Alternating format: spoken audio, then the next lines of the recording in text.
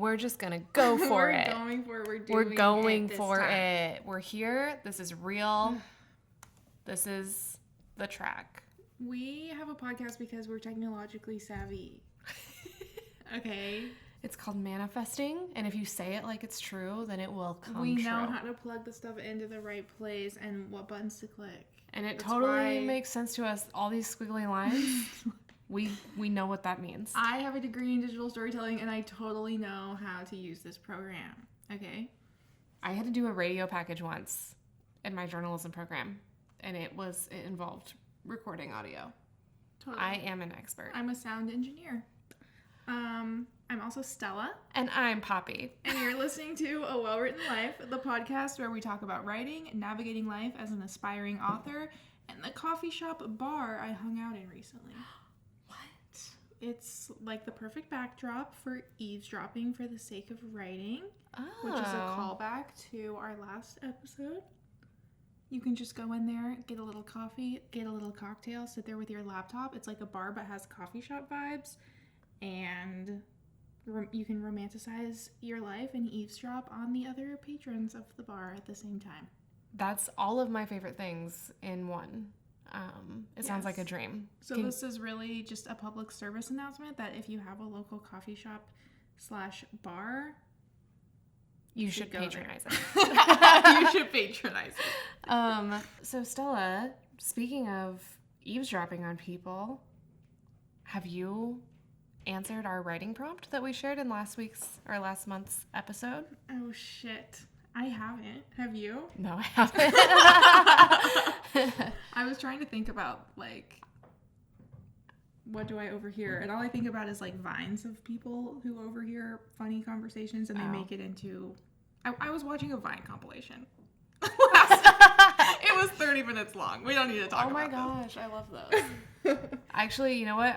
The only thing I can think of for some reason is that one time on that train, we were on a family vacation, and this was 15 years ago. Yeah. But the thing that comes to mind for me is the kid who started talking to us about his friend in the porta potty. Oh my god.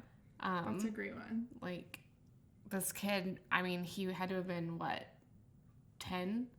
And he just was like very much an oversharer. We were random strangers on a train, and he started talking to us about his friend who had a seizure in a porta potty. It was actually very alarming, but he was very sort of like nonchalant about it. Like, just he came up to us and was just telling us the whole story. I think his friend is fine. Kenny, if you're out there, I think of you often. I hope you're thriving, Kenny. That wasn't really an eavesdropping situation, but for some reason it just was the first thing that popped in my mind. Okay, I do feel like living in an apartment, which we're at my kitchen table right now, for those of you who don't know, which none of you would know. How would you know that we're in my kitchen? Anyway, I do feel like I overhear my neighbors sometimes talking. Oh, that's interesting. And it's usually not that interesting, but I did have a neighbor who would yell obscenities sometimes. That's frightening. He could be playing video games. He could be doing other things, but I don't know. I should write a story about it. I thought he was an aspiring DJ. I feel like he was. Yeah. Yeah. So that could be really good I'm also stuff. very hopeful that he moved. I'm pretty sure that he did, but if not, he can hear us right now. Anyway, that brings us to segment 1 of this podcast. That brings us to segment 1 of this podcast, which is where I ask Poppy, what's inspiring you this week in 1 minute or less? Okay, well, this might sound silly, and I think you're probably going to make fun of me for it, but I recently invested in a happy light. Oh, is that one of those, like, seasonal depression lights? Yes. Okay. And I actually think it is helping me. I think we've talked before on this show about how I'm basically a lizard or a houseplant, and I just need to bask in the sun for my well-being. And the winter months are really tough for me. It's just so cold and gray, and it generally makes me feel low energy, kind of down, just kind of blah overall. Like, I feel like a few weeks ago, it was just like there was no sun for like 2 weeks. Yeah. And so it's not really great for my creativity or my motivation. It makes it hard for me to like write or get excited or be creative. So I finally decided to just try it and see. And I don't know if it's actually working, if it's placebo effect. Like, I don't really know. But either way, I feel like, I turn it on for 20 minutes while I'm getting ready in the morning, and I feel like my days are better because of it. So Wow. if you're struggling with no sunshine wherever you are in the wintertime, then I highly recommend. You can get them for a reasonable price on Amazon. I got mine at CVS because I wanted it like right then, and it was like $30 or $40, but I think it was a worthwhile investment. One of my coworkers has one of those, and they pass it around. Like, she passes it around the office. She's like, "Hey, do you want to hit off my happy light?" Seriously. What's inspiring you this month, Stella? Okay, so I recently finished reading a really great book that captivated me. So that is my weekly inspiration. It's called Tell Me Lies by Carola Levering. I'm not sure if I'm saying her name correctly, but Google search results describes it as a thrilling, sexy, coming-of-age story exploring toxic love, ruthless ambition, and shocking betrayal. That's like all of your favorite things. Honestly. And it's not my usual go-to, which is a thriller, so it was a nice, sort of change of pace. The writing... It wasn't a thriller? No. It's a thrilling, sexy coming-of-age story. Oh. Yeah, so not like a thriller. Okay. But it's about, it centers on a toxic relationship. The writing is great, and it was for sure a page-turner from the very beginning, and... I kept finding myself really looking forward to the next time that I could sit down and open the book, which is a sign that it's a great book.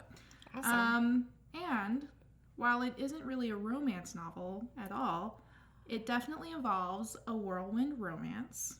It centers on a relationship, which brings us to the topic of this week's episode, which is how to incorporate romance into your story without making it a romance story. Yes, the Valentine's Day 2023 special. That's why we're wearing pink. Happy Love Month, y'all. Happy Love Month. Happy Love Month, y'all. Whether you're in a relationship with a person or your manuscript, we're wishing you lots of good vibes in that relationship this month. So... And if it's not good vibes, then I hope that it's some writing inspo. Yeah. If it's a toxic relationship, then get out. And then write about your ex. Be like Taylor Swift. Write about your exes. Honestly. So, Stella, do you have a preamble prepared? I know you do. I have a sort of preamble. It starts with just saying that so many stories have romance in them, but that doesn't make them romance stories. Right. Basically, across all genres, you can find romance sprinkled in, in every book, basically every movie. But they're not necessarily, a romance novel or a romantic movie. And I found an article written by a lady named Rebecca Graff on the writingcooperative.com titled, What Defines a Romance Story? So we're starting it with a little definition of what is romance. Oh, I love a good definition. Hit me with it. She's talking about what is and is not a romance story. Got it. Which is relevant to this episode. Yes. So it's not a direct definition of what romance is. So she says, romance can be found in any book, but it doesn't make it a romance story. It can be just a tool to add more depth to the plot and expand the characters. How much of the book centers around the romantic relationship? If 50% or more does, then you have a romance story, no matter what else is in it. So that begs the question. This is a whole lengthy preamble, I'm sorry. No, I am loving it. Why incorporate romance into a non-romance genre at all? That is an interesting question. Yeah. Because it's what's the point? We all know that there's a love story in everything that we read and watch, basically. Right. Even if it's very minuscule. Yeah. So why? Why is it in there? Why should you be watching this episode to figure out how to add romance into your non-romance story? I don't know. I was like, let me tell you. I hope, I was like listening, and I'm like, I really hope this is a rhetorical question because I do not know the answer. Romance can add automatic stakes. It can lend itself to the character's transformation. It can relieve tension. It can add layers and more. And I found this really interesting blog post. Again, I might butcher the name. It's a screenwriter, film director, and story consultant. Her name is Pat Verducci. Verducci, okay. And she has a blog, patverducci.com. And I found this article on there called "Here's Why You Need to Include Romance in Your Book or Screenplay." And this is a snippet from there. Okay. Romance doesn't ask you to think, it asks you to feel. Using this element in your story will help create an emotional experience for the reader/viewer. Could you use romance to create connection and stakes? Could it support your theme or your protagonist's transformation? Is there a way to use a romance thread to provide the reader with relief from long action sequences or complicated dark plots? Could it be employed to help you deliver backstory? Romance grounds your story in one of the basic human needs, love. Wow, I really love that. I found that moving, that passage. And I think this ties into something that I found in my research, which is that, you know, if you're going to incorporate a romantic subplot into your story, then it has to serve the larger purpose of what your story is trying to achieve. It can't just be in there for, like, the fun of it, but it's without being relevant to what you're trying to actually do with your story. So I have a few tips for how to write a romantic subplot, even if you're not writing a romance story. And one of them, and the one that I think is most important, is to use your subplot strategically. So basically what Stella was just saying, weave it in a way that increases the tension in your story, propels your story forward. You know, those subplot scenes should be revealing information that is crucial to the plot. You can use it to foreshadow something, or to drop hints and clues, or to tie back into the theme that you're trying to express. But the romance has to be there for a reason. And I liked this quote that I found from a Medium article by Kristen Reinhardt. She says, "The romance has to be integral. It has to affect the decisions the characters make and the way they behave throughout the course of the novel, from the time they start feeling connected and in love." So I just wanted to throw that tip in there because I thought that was helpful. If you're thinking about incorporating a romantic subplot into your story, I think that's a great idea if, like, your story feels a little bit flat or like it's missing something and you just want to put a little more emotion into it. I think a romantic subplot can help you achieve that, but it does have to be used strategically. Yeah, I think that was also kind of my first tip. I found just a thread on Quora of someone asking about this, and somebody answered and was saying basically incorporate romance as a subplot, which is what you just said. And she said that a romantic subplot should take up somewhere around 25% or less of the scenes, but your romance scenes should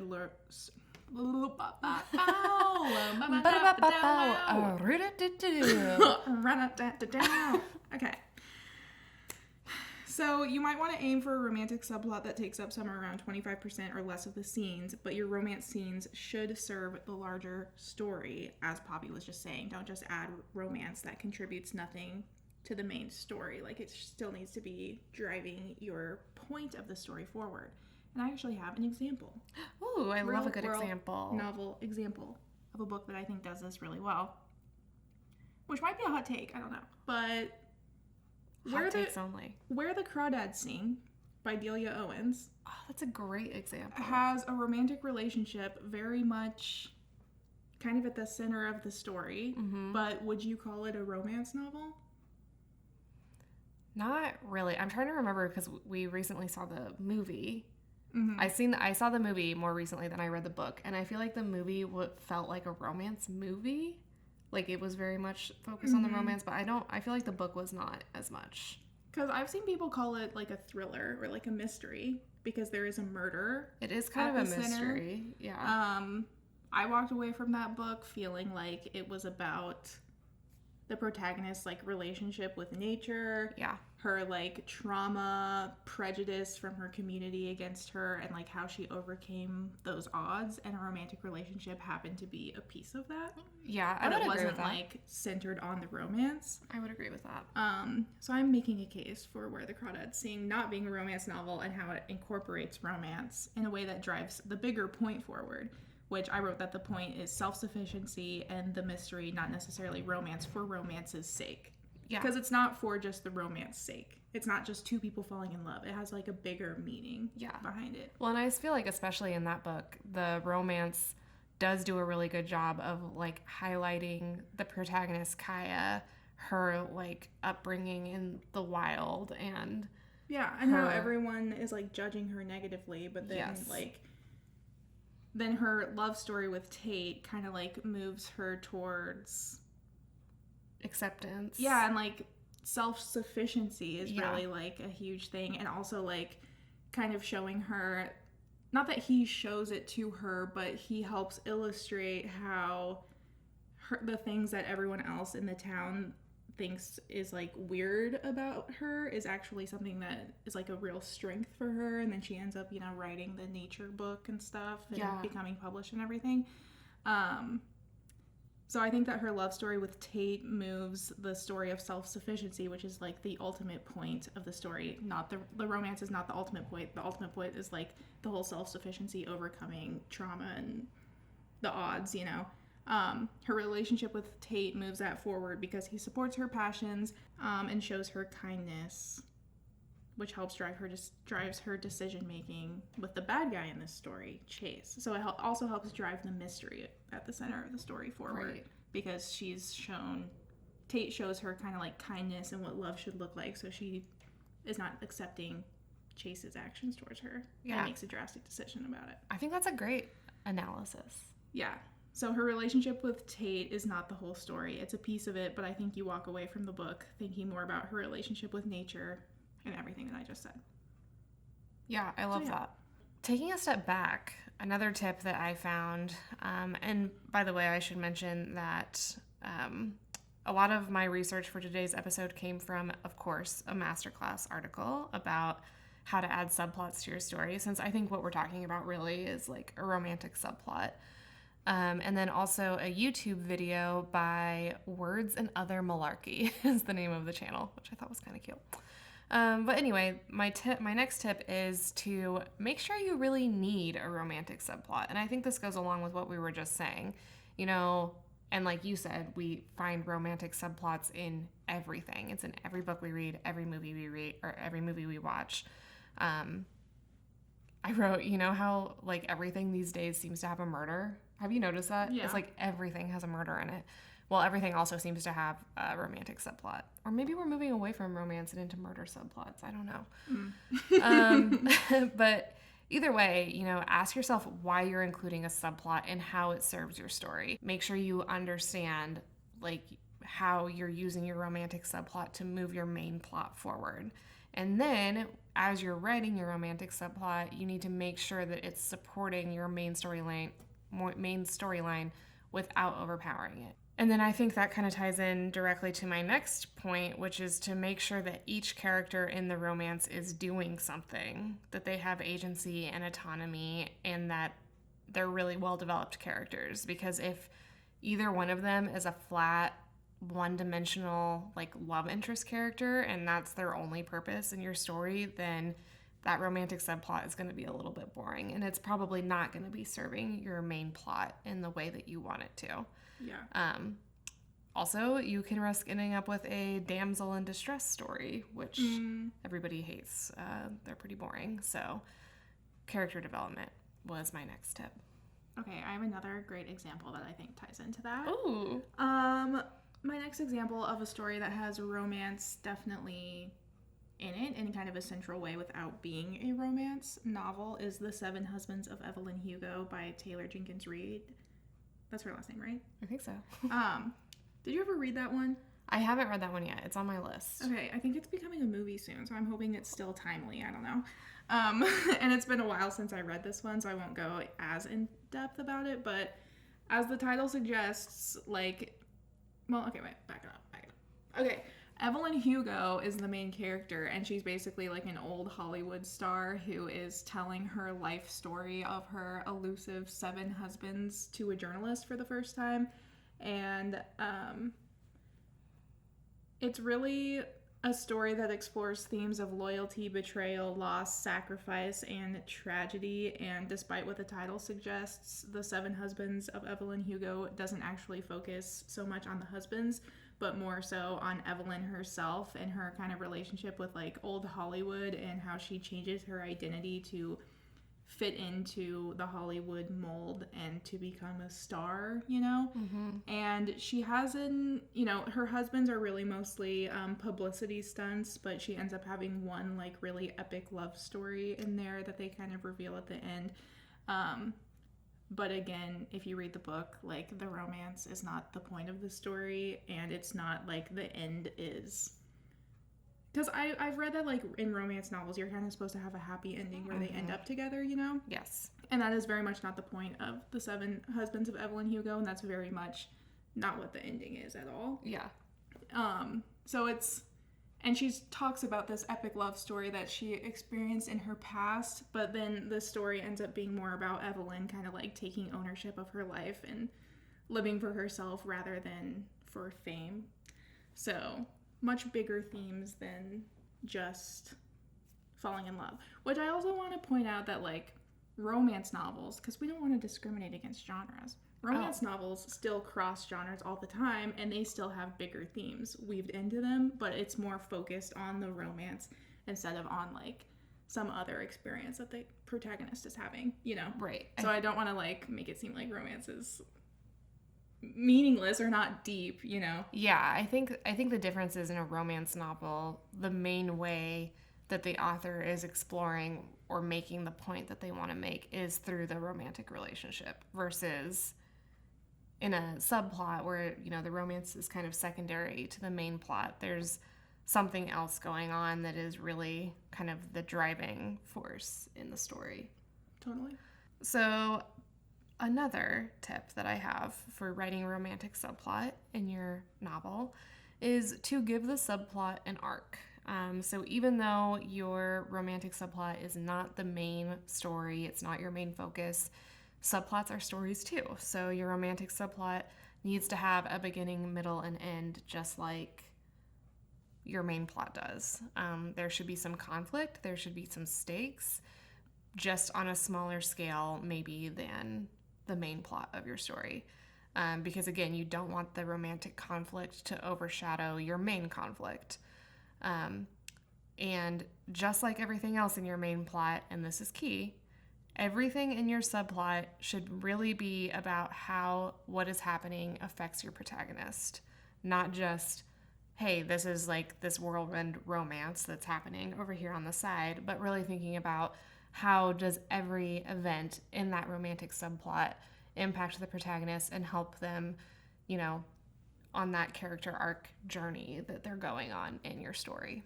I have a quick tip here that has a few examples of how to like build the romantic subplot, like what the relationship might actually look like in your story. Yeah. And these are from the sources I mentioned earlier and also things that I've observed in like books that I've read lately. So here's like a few ways that you can actually make the romantic subplot like start to happen. One is through backstory. So maybe your main character had a significant romance in their past that is driving the way they are now or the way that they see the world, like their decision making for now. Like I think that The 7 Husbands of Evelyn Hugo really did that because a lot of her story is told through backstory. Another one just really quickly that I read was an old flame may reappear in a new way. Another one that I have an example for is that your protagonist might form like an unlikely interest in a character, like an unlikely romantic interest in a character that serves some other purpose in the story. So recently I read The Paris Apartment, which is a fast-paced thriller that romance really is not significant in it at all, but there are still romantic elements in that story. Mm-hmm. So the protagonist, Jess, starts forming a bit of a romantic attraction to one of the other residents in the building. And they like almost kiss at one point. There's this whole little romance thing where she like starts feeling attracted to him, but it doesn't end up, spoiler, it doesn't really end up turning into like a big romantic relationship or anything. It just kind of serves the purpose of adding another layer of mystery and suspense and kind of like chapter endings that are like, ooh, what's going on, without like revealing the thrillery aspect. So it's just kind of another layer to add increased tension and stakes. Just another layer of intrigue, if you will. The last example of like that I have right here of a way that you can incorporate romance as a subplot is to build sort of a love triangle situation where there might be several characters that have some sort of romantic like situation going on. And an example that I thought of for this was Daisy Jones and the Six, also by Taylor Jenkins Reid. Yeah. So like that story is definitely not a romance novel, I would say, at all, but there are like the characters have romantic relationships throughout the story. And there is sort of a love triangle kind of at the center of it. Again, it's not like about the romance, but some of the band members sort of have a love triangle, but the story remains more about like overcoming addiction and growing out of the rock star lifestyle than the actual love triangle itself. Yeah, I think that's a great example because so much of what happens in that story, or so much of the characters' growth, is related to that like romance. Yeah. But it's not really about the romance. Like you said, it's about, overcoming addiction and this like party lifestyle to kind of just grow as a person. Yeah, it's very much part of the character arc without becoming the point of the story. Yeah, it's definitely not like the main plot, I would say. Yeah. Okay, I have one last quick tip, which we kind of have already mentioned throughout, but just to really spell it out for you.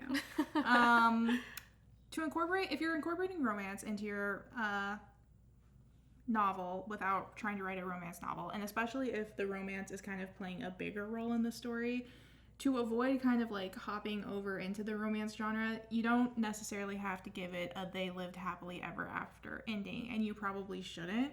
It should probably be like more layered than that, or like something, they can break up or break up for now. One of them might die, or one of them realizes they need to choose themselves instead. It can be something like that. Mm-hmm. And a quick example that I thought of for this was Normal People by Sally Rooney, which some people might think of that as a romance novel because it does center on a relationship between two people. But I think overall, most people consider it like literary fiction. Yeah. And if you wrote it, I won't like go into detail to like spoil it or anything, but the end is the ending of that novel is much more complicated than just like they end up together, It's about more of like a coming of age story. Yeah, and I think you're right that one of the kind of rules of the genre is for romance is that it ends in a happy ending. But I think when you're just using a romantic subplot and that's not the main point of your story, you can leave things a little more open-ended and a little more open to interpretation. That brings us to the final segment of every episode, which is revisions, aka a takeaway from this week's episode. Do you want to go first? I'll go first. Okay. My biggest takeaway from this episode is just the importance of making sure that your romantic subplot follows the basic rules of telling a good story, which are deeply develop your characters and give them, both of them, or I guess it could be multiple if it's like a love triangle. Anybody who's involved in this romantic subplot, make sure you give them goals, flaws, conflict, and stakes. And just make sure that everything that happens in your book, including your romantic subplot, matters to the central plot or conflict, matters to your protagonist, has an effect on them, drives, their decisions, and moves the story forward. I think romance is really fun. It's a part of life. We all have or have had at some point a romantic subplot in our own life.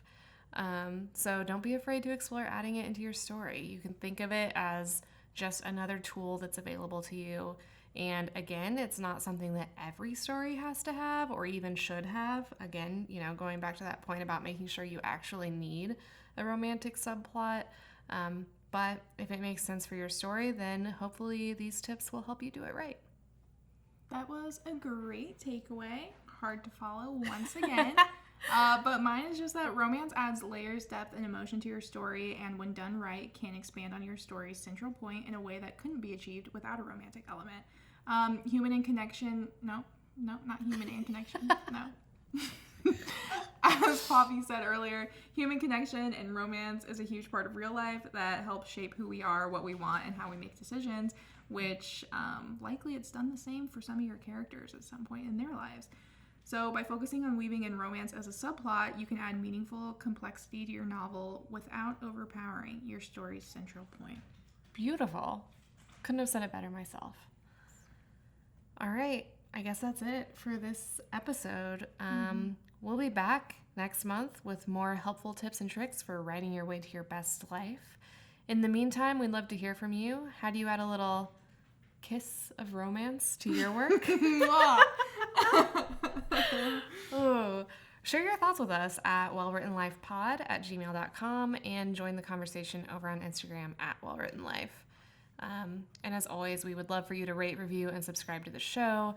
It would help us out a lot. If you're watching this on YouTube, oh God, bravo for making it to the end. But do go find us on Spotify, Apple Podcasts, wherever you get your podcasts. And if you're listening to this, then go check us out on YouTube at Well Written Life. But most importantly, keep writing. And cheers to a well-written life. We love you. Happy Valentine's Day.